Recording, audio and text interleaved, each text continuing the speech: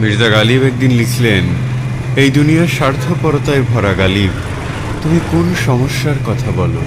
মানুষ জানাজা পড়তে আসে নিজের সওয়াবের জন্য।